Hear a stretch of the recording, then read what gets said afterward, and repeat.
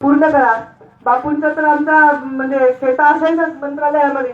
मी शेवटी म्हणायचे, बापू अहो तुम्ही नाही भेटलात तरी मी देणारच आहे, कारण शब्द साहेबांचा आहे. साहेबांनी शब्द दिलेला एकही शब्द मी खाली पडू देणार नाही, हा विश्वास देण्यासाठी मी तुमच्या समोर आले.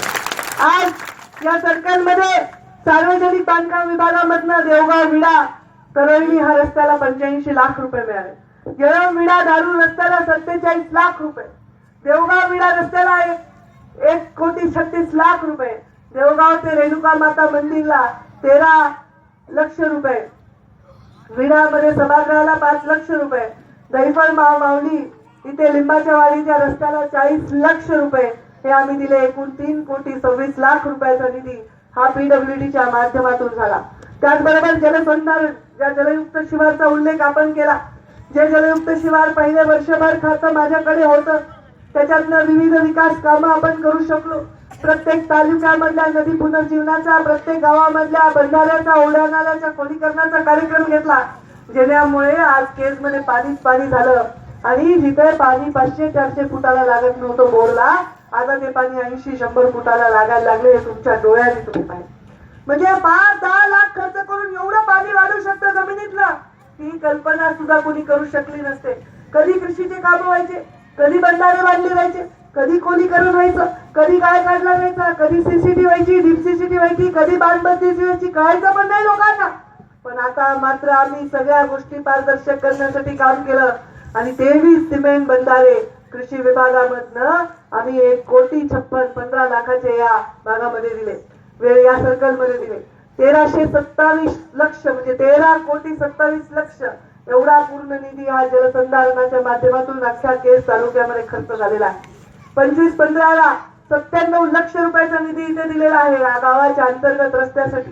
प्रधानमंत्री आवास योजनेमधनं 68 घरकुलं 85 लक्ष रुपयाची दिलेली आहे. MREGच्या माध्यमातून 94 विहिरी, याची रक्कम 2 कोटी रुपये 81 लक्ष आहे. मुख्यमंत्री ग्राम सडक योजना ही सुद्धा जलयुक्त शिवारच्या पाठोपाठ मी योजना केली. या योजनेला मुख्यमंत्री महोदयांनी खूप आम्हाला प्रतिसाद दिला. मुख्यमंत्री ग्राम सडक योजना एका क्षणात मंजूर केली. अर्थमंत्र्यांनी, मुख्यमंत्र्यांनी प्रोत्साहन दिलं आणि योजना मंजूर झाली. योजना मंजूर झाली आणि एक महत्वाकांक्षी प्रकल्प पंकजाताईंच्या हातामध्ये आहे. आज महाराष्ट्रातले 30,000 किलोमीटरचे रस्ते या माध्यमातून आम्ही बनवणार आहोत. प्रत्येक ग्रामीण रस्त्याला मुख्य रस्त्याशी जोडणार आहोत. ग्रामीण भागाच्या विकासाची तुटलेली नाळ आम्ही दुरुस्त करणार आहोत आणि याच्यासाठी आम्ही या 30,000 किलोमीटरसाठी आम्ही या पूर्ण 15,000 कोटी रुपये खर्च करणार आहोत. दहीफळ ते पियाची वाडी हा 12.5 किलोमीटरचा रस्ता जन्मात टोपलं खडीचं पडलं नाही कधी जन्मात. आज 12.5 किलोमीटरचा 6,22,00,000 रुपयाचा रस्ता मुख्यमंत्री ग्राम सडक योजनेचा मंजूर झाला. राष्ट्रीय मार्ग 56 ते झोला 3.40 किलोमीटरचा रस्ता, त्याला 1,99,74,000 रुपये मंजूर झाले. आपल्याला कधी 1 लाख 2 लाखात खड्डे बुजवायचे, ते पण कॉन्ट्रॅक्टरनी असे बुजवायचे की एखाद्या पावसात किंवा एखादं मोठं वाहन गेले की उखडलंच पाहिजे, नाहीतर त्याला परत कधीच काम द्यायचं नाही, असे पहिले होतं. म्हणजे कॉन्ट्रॅक्टर असा पाहिजे की ज्यांनी खड्डे वाढवले पाहिजे, असे पहिले कॉन्ट्रॅक्टर होते. पण आता कॉन्ट्रॅक्टर कोणाचाही असो, एनसीपीचा असो नाही तर भाजपचा असो, काम क्वालिटीचं झालं पाहिजे हा आग्रह माझा आहे. त्या आम्ही कोणालाही पाठीशी घालणार नाही. त्याचबरोबर ढाकणवाडी दरजवाडी हा रस्त्यासाठी 12.5 किलोमीटर रुपये आम्ही 6,21,52,000 रुपये दिले. 56 राष्ट्रीय मार्ग ते डोईफोडवाडी निवडुंगवाडी या रस्त्यासाठी 5 किलोमीटरचा रस्ता मंजूर झाला आणि त्याला 2,42,00,000 रुपयाचा निधी मंजूर झाला. म्हणजे एका भागामध्ये 16,86,00,000 रुपयाचे रस्ते. कधी ऐकलं होतं का रे संतोष दादा? कधी ऐकलं होतं का एवढा निधी? तरी तुम्ही समाधानी नाही सत्तेत? हा ते आहेच. तुमचं काय बस ते झालंय.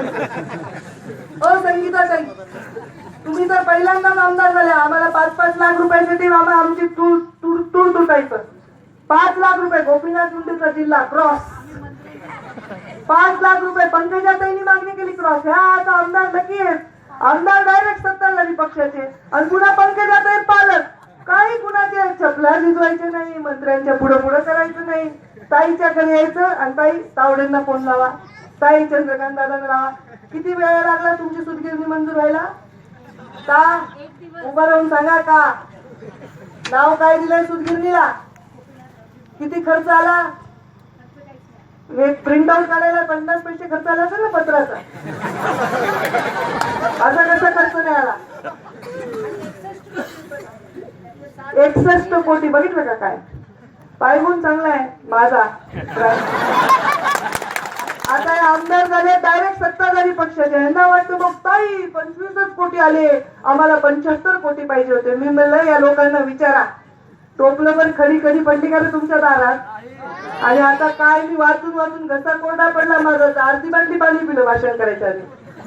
आणि ते काय आपले शाहीर मुंडे दादा काय, मला अर्ध्या गोष्टी ऐकू येणार मागच्या बाजूला बसल्यामुळे. काय म्हणले, कसला पक्ष राष्ट्रवादी, निवडून दिला तर काम नाही होणार कधी. काय काय त्यांनी. मी म्हणलं आता मी पण शाहीर होणार, मला चांगले जमवायला लागले. कशाला निवडून देतात राष्ट्रवादी? पंकजाताई चालवते ना मुंडे साहेबांची गादी. दारात जाऊ देणार नाही कुणाला, तुम्हाला कुणाच्या कधी.